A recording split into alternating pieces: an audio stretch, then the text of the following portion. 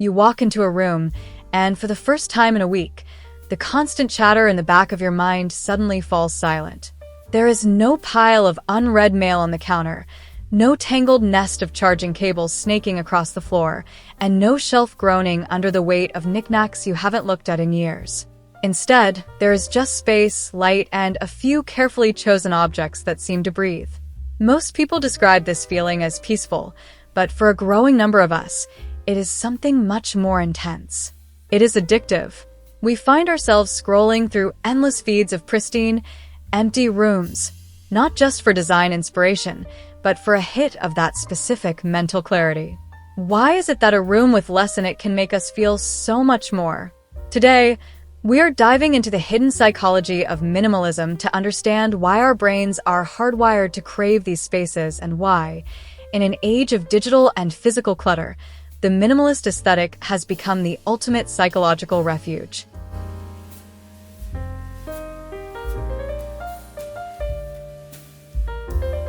To understand why minimalist rooms feel so good, we first have to understand why cluttered rooms feel so bad.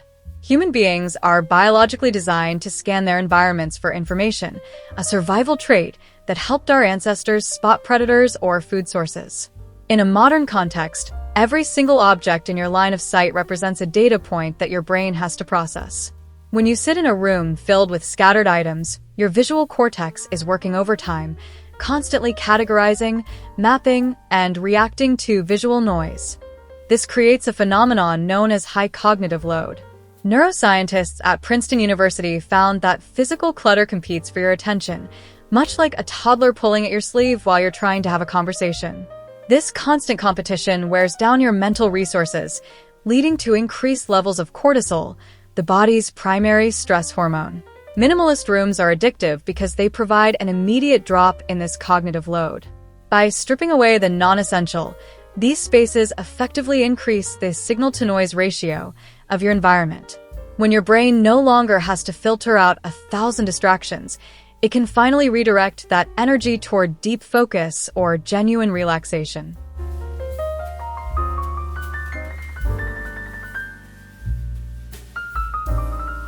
There is a specific geometry to minimalism that our brains find inherently satisfying.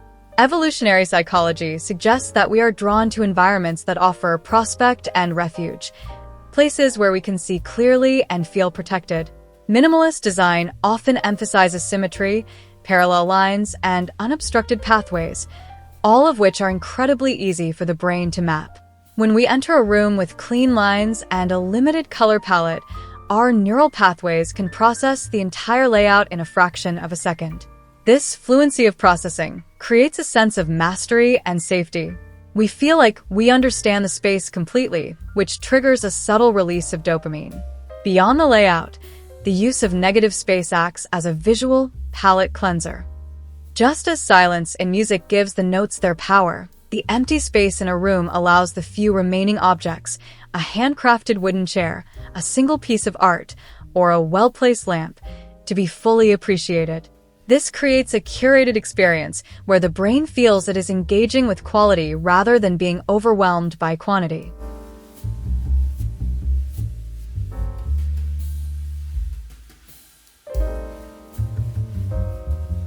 Minimalism serves as a powerful tool for emotional regulation, acting as a physical manifestation of the mental state we wish to achieve. For many people, the outside world is a chaotic stream of notifications, traffic, and social demands. Coming home to a minimalist environment creates what psychologists call a sensory sanctuary. In these spaces, the lack of stimulation allows the nervous system to shift from a sympathetic state, often referred to as fight or flight, into a parasympathetic state, which is rest and digest. This transition is why people often describe entering a minimalist room as taking a deep breath. Furthermore, there is a deep psychological link between our external environment and our internal sense of control. When our physical space is orderly and intentional, we feel more capable of handling internal emotional chaos. The addictive quality comes from this sense of agency. By controlling our surroundings, we feel a secondary sense of control over our lives. It's not just about the furniture, It's about the feeling of being the architect of a calm reality in an otherwise unpredictable world.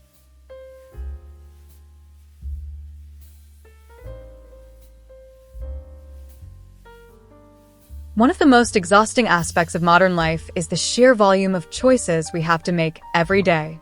This leads to decision fatigue, a state where the quality of our choices deteriorates after a long session of decision-making.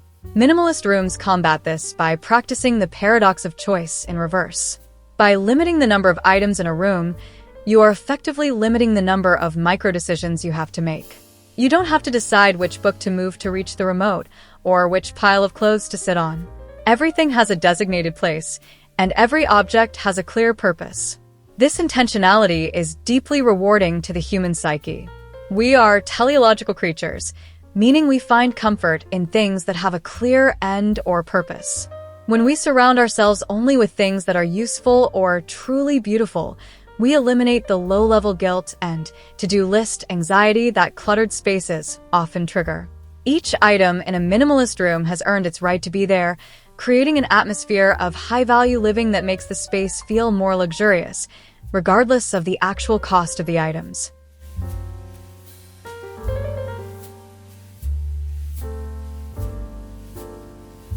A common misconception is that minimalism is cold or boring, but the minimalist rooms that feel truly addictive are actually rich in sensory detail. Because there are fewer objects, the brain becomes hyper-aware of textures and materials. This is where the psychology of haptic perception comes into play. In a room with very little in it, the grain of a reclaimed wood table, the weave of a linen cushion, or the coolness of a concrete floor becomes a focal point. These natural textures provide a grounding effect, connecting us to the physical world in a way that plastic and mass-produced clutter cannot. This focus on materiality encourages mindfulness.